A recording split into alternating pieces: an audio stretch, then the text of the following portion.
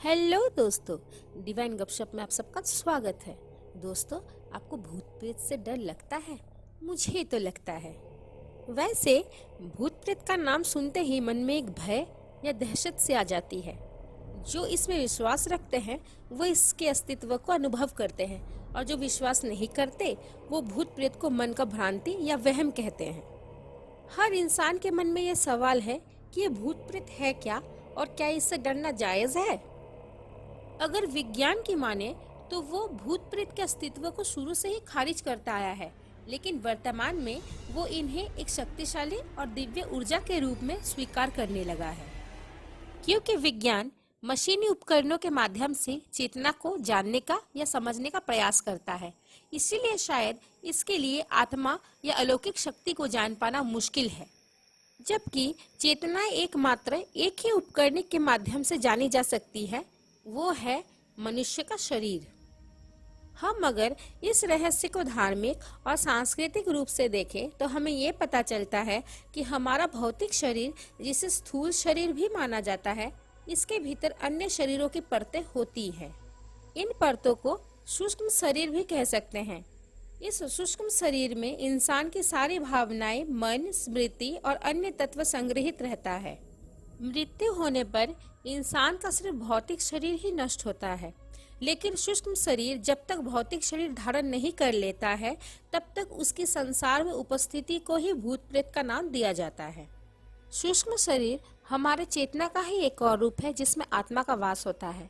वैसे गरुड़ पुराण में ये उल्लेखित है कि मृत्यु के बाद आत्मा को 24 घंटों के लिए ही ले जाया जाता है, और 24 घंटों में आत्मा को उसके अच्छे और बुरे कर्मों को दिखाया जाता है। इसके बाद आत्मा को फिर उसी जगह छोड़ दिया जाता है जहां उसने अपना शरीर को त्याग किया था।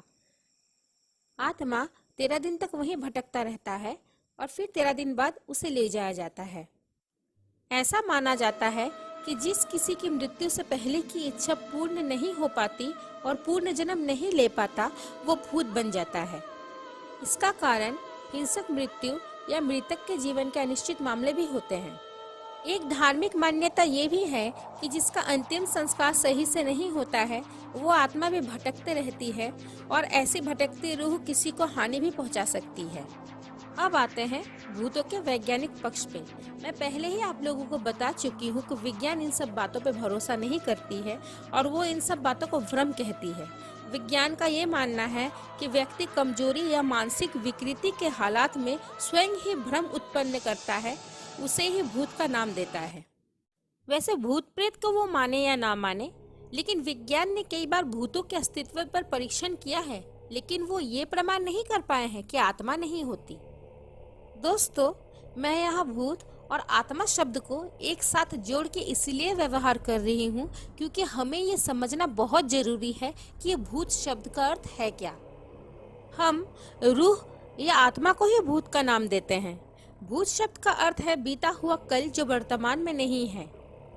आत्मा, जिसे हम भूत भी कहते हैं, वो वर्तमान में हमारे साथ नहीं है, इसीलिए वो भूत है। लेकिन भूत को वर्तमान में रहकर हम महसूस कर सकते हैं, यही चीज सबसे अलौकिक है। अब हमारे मन में ये सवाल आता है कि अगर विज्ञान भूत प्रेत को भ्रम का नाम देते हैं, तो पैरानॉर्मल साइंस क्यों उसके अस्तित्व पर विश्वास करता है? अगर आप पैरानॉर्मल साइंस की माने तो विज्ञान ने अभी ये जरूर माना है कि एक नेगेटिव एनर्जी है जो अलग अलग परिस्थितियों में अलग अलग तरीके से आचरण करती है, लेकिन वो ऊर्जा मात्र है जो सोच समझ नहीं सकती। अब आप अगर धार्मिक और वैज्ञानिक कड़ियों को एक साथ जोड़े तो ये जरूर समझ आता है कि एक ऊर्जा है जिसे हम देख नहीं पाते पर महसूस जरूर कर पाते हैं। ये ऐसी ऊर्जाएं हैं जो किसी भी कारणों से पृथ्वी और दूसरे लोगों के बीच फंसी रहती है। ये कभी छाया या हवा के रूप में हमारे आसपास रहती है। अब आप इसे ऊर्जा कहे या भूत, ये आपके विश्वास और सोच पे निर्भर है।